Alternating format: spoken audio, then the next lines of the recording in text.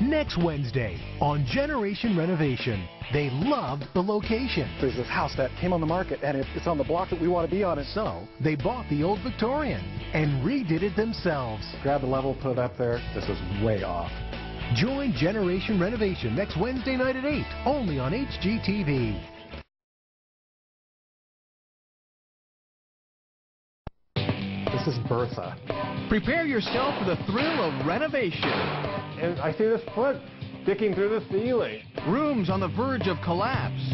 My wife came up and she said, "Jim, we have a problem." Late night discoveries. Oh my heavens, this is way off. And absolutely incredible results. Can't believe I live here every single day. Generation Renovation is coming your way.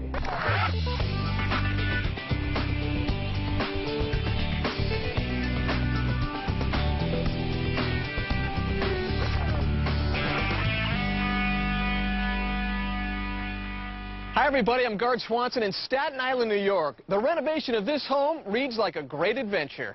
A missing foundation, collapsing ceilings, even buried treasure. You'll hear about it all in just a bit. After we check in with a renovating duo in Denver, Colorado, they had some heart-pounding moments of their own, like a tumble through the ceiling and a race against the clock. Their place was bad to the bones. I was ecstatic because there's never a house that goes on the market here. Never. Rick White couldn't believe his eyes. A house for sale in historic Clements. A charming row of Victorians that stands on the edge of downtown Denver. Rick ran for his phone and called Jeff Harms. He said, "Jeff, there's this house that came on the market, and it's on the block that we want to be on," and he was stuttering just like that. 2 days later, they were heading up to the porch to officially meet their dream.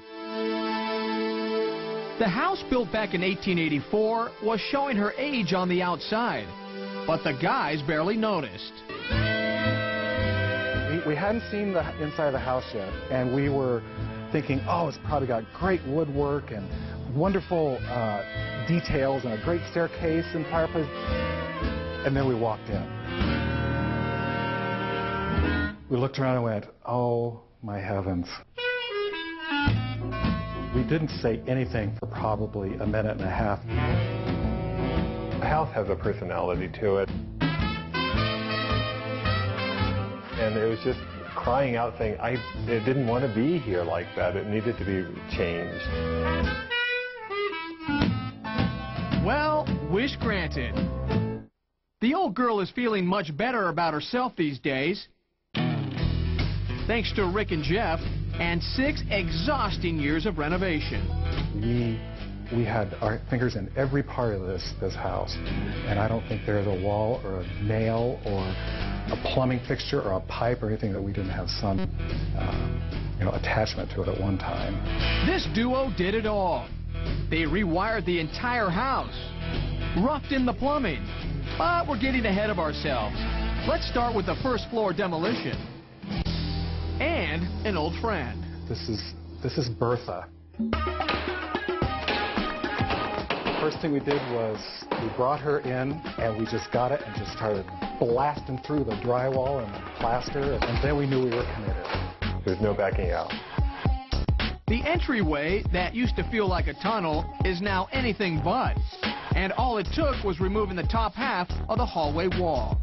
After we opened up, of course, it was wow. It feels open, airy. It doesn't feel claustrophobic. Columns were added along with a monster beam. One of the few things Bertha and the boys couldn't handle. We just called a bunch of friends and said, come help us. We need some thugs. So we plugged it up there and got it in place and patched it. And it cost us some beer. Quite a bit. Quite a bit of beer. And pizza. And pizza, yeah. You always have to throw that in. A fabulous new ceiling was put in.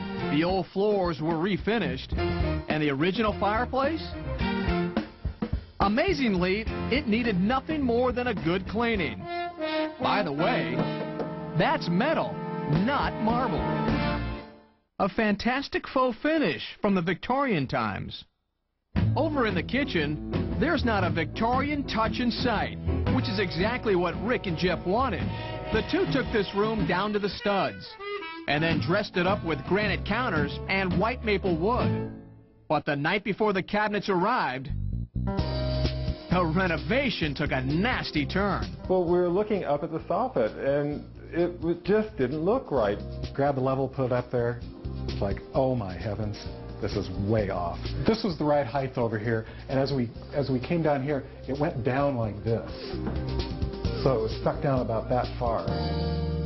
And there's no way that the cabinetry is going to fit. That's when panic set in. It was midnight. The cabinets and the contractors were arriving in just 8 hours. We ended up taking this off, beating it all apart, chopping off some of the two floors, putting it all back up, and then re-sheetrocking it, mudding, taping, letting it dry, painting. The people came in the next day and did not have an idea that we had spent all night working on this project. It's just part of renovation. There's all kinds of surprises, and they always get you at the end. Upstairs, Bertha and the guys were busy again. The entire second floor was gutted, making way for an impressive new master bedroom and bath. The ceiling was freshly plastered when Jeff ran into trouble up in the attic, or rather, stepped into it. I was coming up here to do some sort of wiring project, and I got to this top stair, and boom, put my foot down in the wrong spot. And all of a sudden I hear this big crash, and I couldn't figure out what it was. And I was like, oh my God, I'm dead, and I'm still alive. And I come running into the bedroom, and I see this foot sticking through the ceiling. I could not believe it. Score yet another point for the renovation.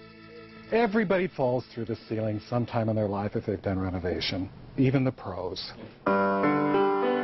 It was an easy fix and a not-so-easy transformation, but Rick and Jeff wouldn't change a thing.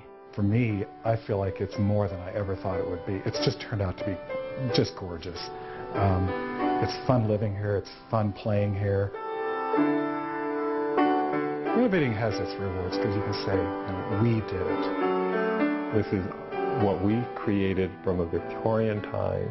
This is our statement. This is who we are.